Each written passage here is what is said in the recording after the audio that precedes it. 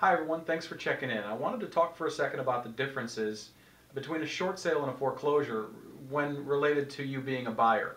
Um, we've got a lot of people looking to buy a home that we have to send emails to that include short sales, foreclosures, and what we call an arm's length transaction.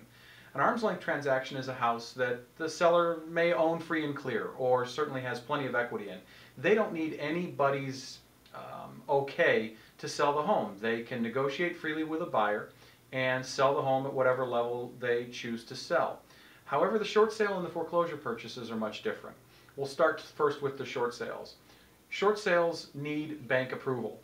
A seller may have one or two loans, or more, in fact, on their home. Let's just pretend they have one or two in this case.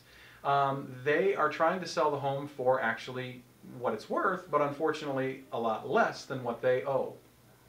It's called selling short. Some people think that a short sale means it takes a short amount of time to buy that home, and that's absolutely not true. A short sale is selling short of what you owe.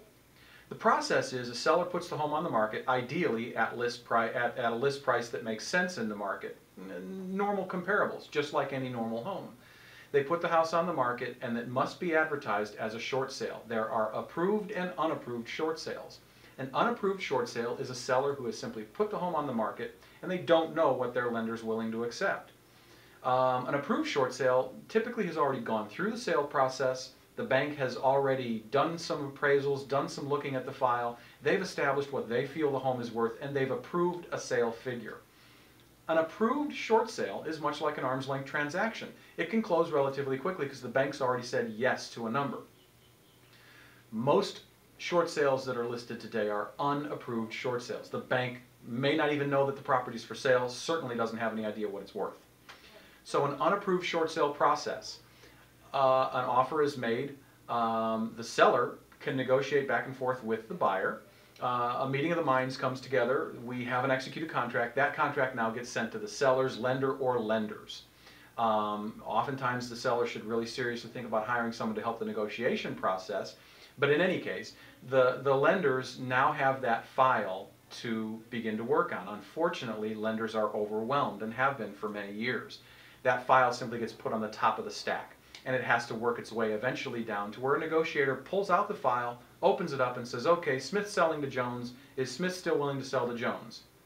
If Smith is still willing to sell to Jones, and that amount of time can have taken months, 2 or 3 months, 4 months, 5 months, process begins of establishing a value on the home.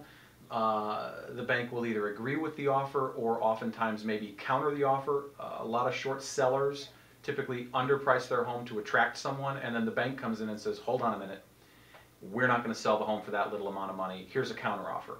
And negotiations much like normal, and potentially the deal comes together. But again, the short sale process, that's a really quick overview, but the short sale process can take months from contract offer to close. A foreclosure purchase is a little different, and it's a lot quicker. In the foreclosure world right now, properties are listed typically a little bit below market value, 2, 3, 4, 5% below market value. That's done so that the banks that are trying to sell the homes or liquidate these assets can actually promote an environment where there's multiple offers, where A is bidding against B, bidding against C.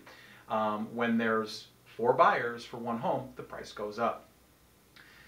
REO listings come on the market and go off the market very, very quickly.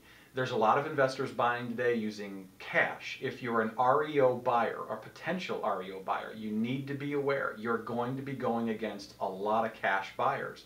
And simply if you're a financing buyer, even if you're a conventional financing with 20% down, you'll stand a good chance to lose because you're going against someone who's got no financing contingencies at all. The couple things also to keep in mind with foreclosures, again, just mentioned they're listed below list price or below market value. It's important to realize that it sometimes is necessary to actually make offers above list price. A multiple offer environment usually does promote over list price sale. So if you're a financing buyer of a foreclosure property, you need to seriously consider offering more than list price. Look at that list price as a starting point. Don't look at that as your top figure. If you can afford $250, then you should probably be looking at foreclosure properties that are $220, $230.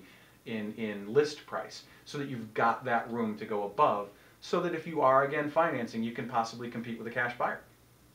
So those are the quick little differences between the purchase of a short sale and foreclosure. I thought it was important to point that out.